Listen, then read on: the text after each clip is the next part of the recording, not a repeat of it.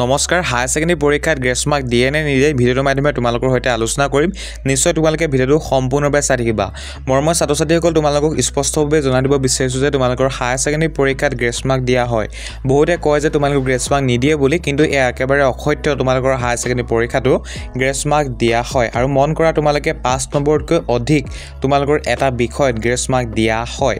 আৰু ইংৰাজী বিষয়ত বহুতে কয় নিদিয়ে বুলি বা এমআইএল সাবজেক্টত নিদিয়ে বুলি কয় কিন্তু এয়া একেবাৰে অসত্য এমআইএল সাবজেক্ট যি আছে তোমালোকৰ সেই সাবজেক্টটো গ্ৰেছ মাৰ্ক দিয়ে আৰু ইংৰাজী যি তোমালোকৰ সাবজেক্ট আছে সেই সাবজেক্টটো তোমালোকৰ গ্ৰেছ মাৰ্ক দিয়ে কিন্তু তোমালোকে মন কৰা যদি তোমালোকে নিম্নতম 3টা লৈকে যদি ফেল কৰিছা যদি পাস কৰা নম্বৰ পোৱা নাই বা গ্ৰেছ নম্বৰ পোৱা তুমি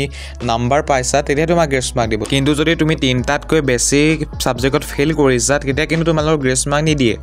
হেতু কথা তোমালোকে একেবাৰে স্পষ্টভাৱে জানি থোৱা এতিয়া গ্ৰেছ মাৰ্ক আসলে তোমালোকক কিমান দিব পাৰে তোমালোকৰ মনত নিশ্চয় প্ৰশ্ন উপস্থাপন হৈছে তোমালোকক জনা দিব বিচাৰিছো যে গ্ৰেছ মাৰ্ক আসলে কিমান দিয়ে মই এটো ক'ব নোৱাৰো বা স্পষ্ট মই নহয় তথাপি তোমালোকে মন ৰাখিবা তোমালোকক গ্ৰেছ মাৰ্ক যিকোনো এটা সাবজেক্টত 5ৰ অধিক নম্বৰ দিয়ে অৰ্থাৎ 5+ মাৰ্কস তোমালোকক প্ৰদান কৰে মই যোৱা বৰ্ষ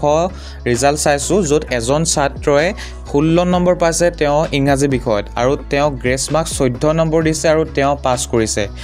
তেনেদৰে তোমালোকৰ যি অসমীয়া বিষয় আছে অসমীয়া বিষয়টো গ্ৰেছ মাৰ্ক প্ৰদান কৰে আৰু মই দেখা অনুসৰি এজন ছাত্ৰই 10 নম্বৰ পাইছে মই যি দেখিছো ৰিজাল্ট সেই ৰিজাল্টত তেওঁ 10 নম্বৰ গ্ৰেছ মাৰ্ক পাইছে অসমীয়া বিষয়টো আৰু তেনেদৰে অন্য যি তোমালোকৰ ইলেক্টিভ সাবজেক্ট চাৰিটা থাকিলে সেই বিষয়সমূহটো তোমালোকৰ গ্ৰেছ মাৰ্ক প্ৰদান কৰে আৰু মই দেখিছো যদি তোমালোকে পুৰণা ৰিজাল্ট চেক কৰা তেনেহলে তোমালোকে নিশ্চয় হেয়া দেখিব কাৰণে পাবা আৰু মই এনেকুৱা ৰিজাল্ট দেখিছো এজন ছাত্ৰই 3টা সাবজেক্টত ফেল কৰা মাৰ্কস পাইছে কিন্তু তেওঁ গ্ৰেছ মাৰ্ক পাই পিনি উত্তীৰ্ণ হৈ গৈছে আৰু এনেকুৱা মই ৰিজাল্ট চাইছো যিজনে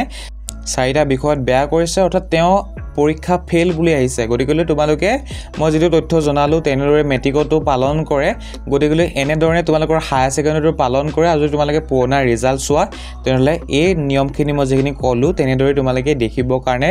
পাই যাবা ঠিক আছে আৰু তে হেকত বহুতে ক'ব পাৰে যে মই যিখিনি তথ্য জনাছো গ্ৰেছ মাৰ্ক দিব বুলি হেখিনি বহুতে ক'ব যে নিদিয়ে গ্ৰেছ মাৰ্ক এনে কিয় কৈছ বুলি বা এনে কিয় কৈছা বুলি তেনেহলে স্পষ্ট ক'ব বিচাৰিছো তোমালোকে পুৰণা ৰিজাল্ট চোৱাগৈ তোমালোকে স্পষ্টভাৱে দেখিবলৈ পাবা গ্ৰেছ মাৰ্ক প্ৰদান কৰে হায়াৰ সেকেন্ডাৰী পৰীক্ষাটো অসমীয়াটো প্ৰদান কৰে ইংৰাজীটো প্ৰদান কৰে বা অন্য সাবজেক্টটো প্ৰদান কৰে কিন্তু নিম্নতম 3টা সাবজেক্টতে তেওঁলোকে গ্ৰেছ মাৰ্ক প্ৰদান কৰে এটো কথা স্পষ্টভাৱে মনত তোমালোকে থৈ দিবা বাকি এখিনিতে তোমালোকক জনাব বিচাৰিছো হায়াৰ সেকেন্ডাৰী যি পৰীক্ষাৰ বহি তোমালোকৰ নিৰীক্ষণ একেবাৰে সহজভাৱে হয় কোন ধৰণৰ হাতকে তোমালোকৰ নেচাই তোমালোকে যদি লিখিত আহিছা ভুলে শুদ্ধ হয় তেনেহলে তোমালোকে মাৰ্কস পাবৰ কাৰণে সক্ষম হোৱা গতিকে তোমালোকে নিশ্চিন্তভাৱে থাকা তোমালোকৰ যি পৰীক্ষা আছে ইয়া ভালেই হ'ব মোৰ ৰাখিবা তোমালোকৰ সৈতে আছে